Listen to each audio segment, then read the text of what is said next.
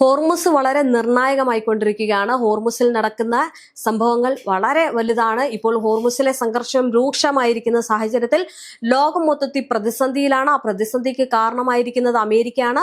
അമേരിക്കയുടെ അഹങ്കാരമാണ് ഇന്ന് ലോകം അനുഭവിക്കുന്ന വിപത്ത് എന്ന് വേണമെങ്കിൽ നമുക്കതിനെ സൂചിപ്പിക്കാം. എന്തായാലും ഹോർമുസിലെ നിയന്ത്രണം ഇപ്പോൾ ഈ പറയുന്ന ഇറാന്റെ കയ്യിലാണ്. അത് മാത്രമല്ല, ഇപ്പോൾ ഒരു നിർണായക നീക്കം ഇറാൻ നടത്തിയിരിക്കുകയാണ്. അതായത് അവിടുത്തെ കപ്പലുകൾ തടയുക മാത്രമല്ല, ഹോർമുസ് അടയ്ക്കുക മാത്രമല്ല, ചുങ്കപ്പിരിവ് മാത്രമല്ല എന്ന രീതിയിലേക്ക് ഇറാൻ അടുത്ത നീക്കം നടത്തിയിരിക്കുകയാണ്. അതായത് ലോകത്തെ ആകെ ബന്ധിപ്പിക്കുന്ന ഇന്റർനെറ്റ് ശൃംഖലയുടെ നട്ടല് ആണ് ഈ ഒരു സമുദ്രം എന്ന് പറയുന്നത്. ആ സമുദ്രത്തിനടിയിലുള്ള കേബിളുകളാണ് അതിന്റെ നട്ടല് എന്ന് സൂചിപ്പിക്കുന്നത്. നിലവിൽ പുറത്തു വരുന്ന റിപ്പോർട്ടുകൾ പ്രകാരം ഹോർമുസ് കടലിടുക്കിലൂടെ കടന്നു പോകുന്ന നിർണായകമായിട്ടുള്ള 7 അന്തർവാഹിനി കേബിളുകളുടെ നിയന്ത്രണം പൂർണ്ണമായിട്ടും ഏറ്റെടുക്കാൻ ഇറാൻ തയ്യാറെടുക്കുകയാണ്. അപ്പോൾ ഇറാൻ ആ ഒരു നിയന്ത്രണം ഏറ്റെടുത്തു കഴിഞ്ഞു കഴിഞ്ഞാൽ വലിയൊരു ലാഭം കൊയ്യാം എന്നുള്ളതാണ് ഇറാന്റെ കണക്കുകൂട്ടൽ. എന്തായാലും ഇറാന്റെ റവല്യൂഷണറി ഗാർഡ് കോർപ്പസ് ഈ കേബിളുകളിൽ നിന്ന് വരുമാനം കണ്ടെത്താനും പ്രാദേശിക സ്വാധീനം വർദ്ധിപ്പിക്കാനുമുള്ള വിപുലമായിട്ടുള്ള പദ്ധതികൾ ആവിഷ്കരിക്കുന്നതായിട്ടാണ് സൂചനകൾ വരുന്നത്. എന്താണ് ഇതിന്റെ പ്രാധാന്യം എന്നാണ് പലരും ചോദിക്കുന്നത്. എന്തുകൊണ്ടാണ് ഇറാൻ ഈ നീക്കം നടത്തുന്നത്? ഹോർമുസ് എന്ന് പറയുന്നത് പലർക്കും അറിയാം. അതായത് അവിടെ ആ ഒരു കടലിടുക്കിലൂടെയാണ് എണ്ണത്തിന്റെ അതായത് ലോകത്തിലെ മൊത്തം എണ്ണയുടെ ഒരു 20% കടന്നു പോകുന്നത്. അതുകൊണ്ട് തന്നെ ഈ ഹോർമുസ് കടലിടുക്ക് അത്രയേറെ പ്രാധാന്യമുള്ളതാണ്. ഇപ്പോൾ അതായത് ആഗോള ഇന്റർനെറ്റ് ട്രാഫിക്കിന്റെ വലിയൊരു ശതമാനം ഈ കേബിളുകളിലൂടെയാണ് കടന്നു പോകുന്നത് എന്നറിഞ്ഞിട്ട് അതിന്റെ നിയന്ത്രണവും കൂടി ഇറാൻ ഏറ്റെടുക്കാൻ പോവുകയാണ്. യൂറോപ്പിനെയും ഏഷ്യയും തമ്മിൽ ബന്ധിപ്പിക്കുന്ന പ്രധാന പാതകളിൽ ഒന്നായിട്ടുള്ളതിനാൽ ഈ ഹോർമുസ് കടലിടുക്കിന് ഭൂമിശാസ്ത്രപരമായിട്ടും സാങ്കേതികമായിട്ടും വലിയ പ്രാധാന്യമുണ്ട്. ഈ മേഖലയിലെ കേബിളുകൾ നെറ്റ്വർക്കുകളിൽ ഇറാൻ നിയന്ത്രണം സ്ഥാപിക്കുന്നത് ആഗോള ഇന്റർനെറ്റ് സുരക്ഷയും വേഗതയും ബാധിക്കുമോ എന്നാണ് അന്താരാഷ്ട്ര തലത്തിലുള്ള ആശങ്ക എന്ന് പറയുന്നത്. പ്രത്യേകിച്ച് അമേരിക്ക ഒട്ടും പ്രതീക്ഷിക്കുന്നില്ല. ഇനിയിപ്പോൾ അമേരിക്കയ്ക്ക് ഏറ്റവും കൂടുതൽ ഇരുട്ടടി വരാൻ പോകുന്നത് ഈ ഒരു ഡാറ്റ കേബിൾ അല്ലെങ്കിൽ ഡാറ്റ ഇവരുടെ പക്കലുണ്ടെങ്കിൽ അമേരിക്കൻ കപ്പലുകൾ അതുവഴി വരുവാണെങ്കിൽ അതിനെ ഭസ്മമാക്കാൻ ഏത് നിമിഷവും ഇറാന് കഴിയും എന്നുള്ളതാണ്. അതായത് പെട്ടെന്ന് തന്നെ തിരിച്ചറിയാൻ കഴിയും. അതിന് ഇനി വേറെ സഹായങ്ങളും അല്ലെങ്കിൽ പരിപാടികളും ഒന്നും തന്നെ വേണ്ട. ഈ ഡാറ്റ ലഭിച്ച ഉടനെ ഏതാണ് കപ്പലുകൾ, എങ്ങോട്ടേക്കാണ് പോകുന്നത്, അല്ലെങ്കിൽ മറ്റു കാര്യങ്ങളൊക്കെ എങ്ങനെയാണ് എന്നുള്ള സകല വിവരങ്ങളും ഇറാന്റെ പക്കൽ കിട്ടും. ഇറാൻ അപ്പോൾ അത് നോക്കിക്കണ്ട് അറ്റാക്ക് ചെയ്താൽ മാത്രം മതി. ഇറാൻ ഇന്ന് ഹോർമുസ് ഈ കടത്തിവിടുന്ന കപ്പലുകൾ കുറവാണെങ്കിലും അവിടെ കടക്കുന്നത് 2000-ഓളം കപ്പലുകളാണ്. അതായത് കുടുങ്ങി കിടക്കുന്നത്. അപ്പോൾ കുറച്ച് ചുരുക്കം ചില കപ്പലുകൾ അവരുമായിട്ട് ചർച്ചയൊക്കെ നടത്തിയാണ് മുന്നോട്ട് പോകുന്നത്. ഇതിനിടയിലാണ് മറ്റൊരു ലാഭം കൊയ്യാൻ നോക്കുന്നത്. നമുക്കറിയാം, പല വാർത്തകളിലും ഇറാൻ സാമ്പത്തികമായിട്ട് തകർന്നു, ഇറാന്റെ പതനം അടുത്തു എന്ന് പറയുമ്പോഴും ഒരു കാര്യം ചിന്തിക്കണം. എന്തുകൊണ്ടാണ് ഇറാന്റെ സാമ്പത്തികം തകർന്നിട്ട് പോലും ഇന്നും ഇറാൻ ഈ ഒരു യുദ്ധത്തിൽ നിന്ന് പിന്മാറാത്തത് എന്നുള്ളത്? ഇറാന് സാമ്പത്തികമായിട്ടുള്ള നഷ്ടങ്ങളുണ്ട്. ഇറാന്റെ സമ്പത്ത് പല രാജ്യങ്ങളിലായിട്ട് ഇരിപ്പുണ്ട്. അതിനു വേണ്ടിയിട്ട് ഇറാൻ വാദിക്കുന്നുണ്ട്, കാര്യങ്ങൾ പറയുന്നുണ്ട്, അത് കിട്ടണം എന്ന് പറയുന്നുണ്ട്. അതിനു വേണ്ടിയിട്ടുള്ള ചർച്ചകളൊക്കെ നടക്കുന്നുണ്ട്. എങ്കിൽ പോലും നിലവിൽ അധികം അതായത് സാമ്പത്തികമായിട്ട് തളർന്നിരിക്കുന്ന ഒരു ഇറാൻ അല്ല ലോകത്തിന് മുന്നിലുള്ളത്. അതായത് ഞങ്ങൾ ഇനി സാമ്പത്തികപരമായിട്ട് തകർന്നാലും അല്ലെങ്കിലും ശരി തന്നെ, ഞങ്ങൾ ഈ യുദ്ധത്തിൽ ഞങ്ങൾ പറയുന്ന കാര്യങ്ങളിൽ നിന്ന് പിന്മാറാതെ അതായത് ഞങ്ങൾ പറയുന്ന കാര്യങ്ങൾ ശരിവെക്കാതെ ഞങ്ങൾ ഈ യുദ്ധത്തിൽ നിന്ന് പിന്മാറില്ല എന്ന ഒരു നിശ്ചയദാർഢ്യത്തോടെയുള്ള ഒരു തീരുമാനമാണ് അവരെടുത്തിരിക്കുന്നത്. അപ്പൊ ആ തീരുമാനം എടുക്കണമെങ്കിൽ അവരുടെ ബാക്കപ്പ് എത്രത്തോളമാണ്, അവരുടെ ആയുധങ്ങൾ എത്രത്തോളമാണ്, അവരുടെ ഈ ഒരു നിശ്ചയദാർഢ്യം എത്രത്തോളമാണ് എന്നുള്ളതാണ്. എന്തായാലും ഈ യുദ്ധം നമുക്കറിയാം, അമേരിക്ക അല്ലെങ്കിൽ ട്രംപിന് അധികാരമോഹവും പണമോഹവും കൊണ്ട് ഈ ഇറാന്റെ അല്ലെങ്കിൽ ഈ രാജ്യം പിടിച്ചെടുക്കുക എന്ന് പറഞ്ഞുകൊണ്ടാണ്, അല്ലെങ്കിൽ അവരുടെ എണ്ണപ്പാടങ്ങൾ പിടിച്ചെടുക്കുക എന്ന് പറഞ്ഞുകൊണ്ടായിരുന്നു മുന്നോട്ട് പോയത്. പക്ഷെ അത് സാധിച്ചില്ല. വെനസ്വല പോലെ അത്ര എളുപ്പമായിരുന്നില്ല ഇറാനിലെ കാര്യങ്ങൾ. ഇറാനെ സംബന്ധിച്ചിടത്തോളം ഇറാൻ ഒരു കരുത്തുറ്റ രാജ്യമാണ്, അമേരിക്കയെക്കാൾ കരുത്തുറ്റതാണ് എന്ന് തെളിയിച്ചു കൊണ്ടിരിക്കുകയാണ്. എന്തായാലും ആ ഒരു രീതിയിലേക്ക് കാര്യങ്ങൾ പോകുമ്പോൾ ഹോർമുസിന്റെ നിയന്ത്രണം ഏറ്റെടുത്തതും കപ്പലുകളെ അറ്റാക്ക് ചെയ്തതും ഇപ്പോൾ കേബിളുകളുടെ നിയന്ത്രണം കൂടി ഏറ്റെടുക്കുന്നത് അവരെ വലിയ രീതിയിൽ തന്നെ നല്ല രീതിയിൽ കൊണ്ടുപോകാൻ, അതായത് സാമ്പത്തികമായിട്ട് അവരെ മെച്ചപ്പെടുത്താൻ സാധിക്കും.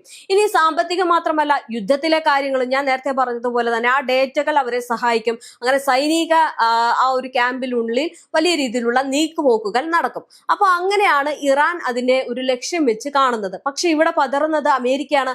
അമേരിക്കയ്ക്ക് അമേരിക്കയ്ക്ക് പൈസയും ഇല്ല, അമേരിക്കയുടെ ഡാറ്റകളും മോഷ്ടിക്കുന്നു, അമേരിക്കയുടെ ഡാറ്റകളെല്ലാം പോകുന്നു, അമേരിക്കയുടെ കപ്പലുകൾ കടത്തിവിടുന്നില്ല, അമേരിക്ക സംരക്ഷിക്കാമെന്ന് പറഞ്ഞിട്ട് അവിടെ കുടുങ്ങി കിടക്കുന്ന കുറെ കപ്പലുകളുമുണ്ട്.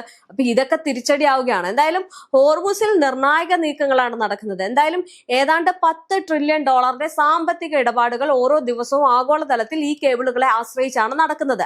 പ്രധാനമായിട്ടും 2 ലക്ഷ്യങ്ങളാണ് ഇറാന്റെ ഈ നീക്കത്തിന് പിന്നിലുള്ളത് എന്നാണ് വിലയിരുത്തപ്പെടുന്നത്. ഒന്നാമത്തെ കാര്യം സാമ്പത്തിക നേട്ടം. ഈ കേബിളുകളുടെ അറ്റകുറ്റപ്പണികൾ, സുരക്ഷ, ഡാറ്റ ട്രാൻസിറ്റ് എന്നിവയിലൂടെ വലിയൊരു തുകയും അല്ലെങ്കിൽ തുക വരുമാനമായിട്ട് കണ്ടെത്താൻ ഇറാൻ ലക്ഷ്യമിടുന്നുണ്ട്. ഇനി രണ്ടാമത്തത് എന്ന് പറയുന്നത് വിവരശേഖരണം, നിരീക്ഷണം, കേബിളുകളുടെ നിയന്ത്രണം ലഭിക്കുന്നതിലൂടെ ഇതിലൂടെ കടന്നു പോകുന്ന ഡാറ്റ ട്രാഫിക്കിൽ നിന്ന് നിരീക്ഷണം നടത്താൻ ഇറാന് സാധിക്കും. അതായത് സകല കപ്പലുകളുടെയും കാര്യവിവരങ്ങൾ ഇറാന് ലഭിക്കും. ഇനി ഇത് സൈനികവുമായിട്ടും നയതന്ത്രപരവുമായിട്ടും മുൻതൂക്കം അവർക്ക് നൽകുന്നുണ്ട്. അന്താരാഷ്ട്ര ടെലികോം കമ്പനികളെയും ഗൂഗിൾ, മെറ്റ തുടങ്ങിയ വൻകിട ടെക് സ്ഥാപനങ്ങളെയും സംബന്ധിച്ചിടത്തോളം ഇത് വലിയ വെല്ലുവിളിയാണ്. മാത്രമല്ല ഇറാന്റെ നിയന്ത്രണത്തിലുള്ള മേഖലയിലൂടെ ഡാറ്റ കൈമാറുന്നത് സുരക്ഷിതമാണോ എന്ന ചോദ്യം പലരും ഉയർത്തുന്നുണ്ട്. കൂടാതെ മേഖലയിലെ സംഘർഷ സാഹചര്യങ്ങൾ കേബിളുകളുടെ പ്രവർത്തനത്തെ ബാധിച്ചാൽ അത് ആഗോളതലത്തിൽ ഇന്റർനെറ്റ് തടസ്സപ്പെടാൻ പോലും കാരണമായേക്കാം. പിന്നെ ഇന്റർനെറ്റ് ഇല്ലാത്ത ഒരു ലോകത്തെയായിരിക്കും കാണാൻ സാധിക്കുക. അതായത് പകരമുള്ള പാതകൾ കണ്ടെത്താനുള്ള ശ്രമങ്ങൾ ഇതിനോടകം തന്നെ പല രാജ്യങ്ങളും ആരംഭിച്ചിട്ടുണ്ട്. നമുക്കറിയാം ഹോർമുസ് ഇടയ്ക്ക് അടച്ചിടാറുണ്ട്. ഹോർമുസ് ഇപ്പം നിയന്ത്രണം ഇറാന്റെ കയ്യിലാണ്. ഇറാൻ ആണ് ഏത് കപ്പൽ പോകണം എന്ന് തീരുമാനിക്കുന്നത്. ആ ഒരു നയം ഇന്റർനെറ്റിലേക്ക് വന്നു കഴിഞ്ഞാൽ എല്ലാവരും പെട്ടുപോകും. ഇന്റർനെറ്റിനെ ആശ്രയിച്ച് ഒരുപാട് ഇടപാടുകൾ നടക്കുന്നുണ്ട്. മാത്രമല്ല ഒരുപാട് കാര്യങ്ങൾ നമുക്കറിയാം. IT മേഖല ഉൾപ്പെടെയുള്ള പല കാര്യങ്ങളും നമുക്ക് എന്തിനേറെ പറയുന്നു, നമുക്ക് ഒരാളെ ഫോൺ ചെയ്യണം അല്ലെങ്കിൽ ഒരാളുമായിട്ട് ഒരു വീഡിയോ കോൾ ചെയ്യണമെങ്കിൽ പോലും ഇന്റർനെറ്റ് വേണം.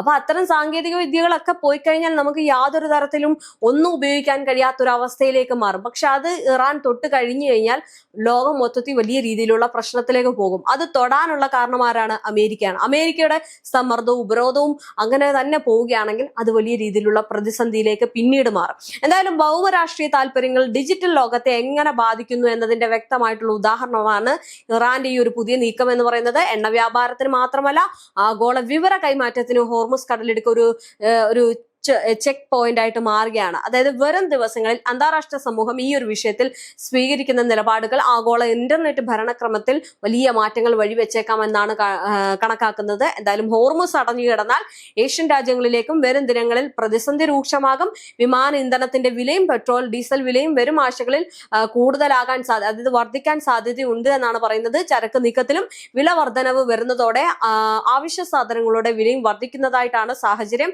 ഗൾഫ് മേഖലയെ ആശ്രയിക്കുന്ന ഏഷ്യൻ രാജ്യങ്ങളെല്ലാം സമാന പ്രതിസന്ധിയിലാണുള്ളത്. യുദ്ധം ആരംഭിക്കുന്നതിന് മുമ്പേ 80% ഇന്ധനക്കടത്തും ഹോർമുസ് കടലിടുക്ക് വഴിയാണ് നടന്നിരുന്നത്. UAE, സൗദി അറേബ്യ, ഇറാഖ് എന്നിവിടങ്ങളിൽ നിന്നായിരുന്നു പ്രധാന ഇറക്കുമതി. എന്നാൽ കടലിടുക്ക് അടഞ്ഞതോടെ ഇന്ത്യയുടെ ശുദ്ധീകരിച്ച ഇന്ധനങ്ങളുടെ അതായത് റിഫൈൻഡ് പ്രൊഡക്റ്റ് കയറ്റുമതിയിൽ വൻ വില വർധനവ് ഉണ്ടായിട്ടുണ്ട്. യുദ്ധത്തിന് മുൻപ് പ്രതിദിനം 1,41,000 ബാരൽ വിമാന ഇന്ധനം ഇന്ത്യ കയറ്റുമതി ചെയ്തിരുന്നു. അങ്ങനെ ആകെ മൊത്തത്തിൽ വലിയ രീതിയിലുള്ള ഒരു സാമ്പത്തിക നഷ്ടം ലോകരാജ്യങ്ങൾ നേരിടും. സാമ്പത്തിക നഷ്ടം മാത്രമല്ല ജനജീവിതം ദുസ്സഹമാകുകയും ചെയ്യും. അങ്ങനെ ആകെ മൊത്തത്തിൽ പ്രതിസന്ധിയിലാകുന്നതായിരിക്കും. പിന്നീട് ഞാൻ നേരത്തെ പറഞ്ഞതുപോലെ തന്നെ അവിടുത്തെ കടൽ നിയന്ത്രണം, കേബിൾ നിയന്ത്രണം ഇറാൻ എടുത്തു കഴിഞ്ഞു കഴിഞ്ഞാൽ പിന്നീട് കാണാൻ സാധിക്കുന്നത് വലിയൊരു ആധിപത്യമായിരിക്കും. അത് ഇറാന്റെ വലിയൊരു കരുത്തു കൂടിയായിരിക്കും. കാരണം ഇറാനെ തകർക്കാനും ഹോർമുസ് പിടിച്ചെടുക്കാനും, ഹോർമുസ് അല്ല ട്രംപ് കടലിടുക്ക് എന്നൊക്കെ പറഞ്ഞിട്ട് പല പ്രസ്താവനകളുമായിട്ട് ട്രംപ് വരുമ്പോൾ ഇത്തരം നീക്കങ്ങൾ ഇറാൻ നടത്തുന്നത് ട്രംപിനെ പോലും അതിശയിപ്പിക്കുന്നതാണ്. കാരണം ട്രംപ് ഇനി ഇല്ല. ട്രംപിന്റെ ലോക പോലീസ്, ലോകശക്തി എന്നുള്ള പട്ടങ്ങളൊക്കെ ഈ ഒരു യുദ്ധത്തിനോടകം തന്നെ താഴ്ന്നു പോയിരിക്കുകയാണ്. എന്തായാലും വെടിനിർത്തൽ ഏത് നിമിഷവും അവസാനിക്കാം എന്ന് ട്രംപ് പറയുമ്പോഴും അവിടെ നിർണായക നീക്കങ്ങളുമായിട്ട് ഇറാൻ ഓരോ കാര്യങ്ങളും ചെയ്യുകയാണ്. അതായത് ഒരു ദിവസം വെടിനിർത്തിയത് കൊണ്ട് ഇറാന്റെ പണികൾ നിർത്തുന്നില്ല. അടുത്തുള്ള കാര്യങ്ങളിലേക്ക് എന്താണ് ചെയ്യേണ്ടത്, അടുത്ത നീക്കം എങ്ങനെയാണ് എന്നുള്ളത് മുജ്തബ കമീനി വഴി, അവിടുത്തെ ദൂതന്മാരൊക്കെ വഴി, അവിടുത്തെ IRGC ഈ കാര്യങ്ങൾ വളരെ നിർണായകമായിട്ട് കൊണ്ടുപോവുകയാണ്. ഇറാനെ സംബന്ധിച്ചിടത്തോളം ഇറാന് നഷ്ടങ്ങളുണ്ട്, ജീവൻ പൊലിഞ്ഞിട്ടുണ്ട്. ഇതൊന്നും അവരുടെ പ്രശ്നങ്ങളല്ല. പക്ഷെ അവരുടെ രാജ്യം പിടിച്ചെടുക്കാൻ, അവരുടെ കാര്യങ്ങൾ സമ്മതിക്കാൻ അവർ ഏതറ്റം വരെയും മുന്നിട്ട് ഇറങ്ങും എന്നതിൽ സംശയമില്ല. ഇപ്പോൾ നിർണായക നീക്കങ്ങൾ നടത്തുന്നത് ഈ അമേരിക്ക വല്ലാതെ തളർത്തിയിരിക്കുകയാണ്. അമേരിക്ക ഒരിക്കലും ചിന്തിക്കാത്ത രീതിയിലേക്കാണ് ഇറാന്റെ കാര്യങ്ങൾ ഇപ്പോൾ പോയിക്കൊണ്ടിരിക്കുന്നത്.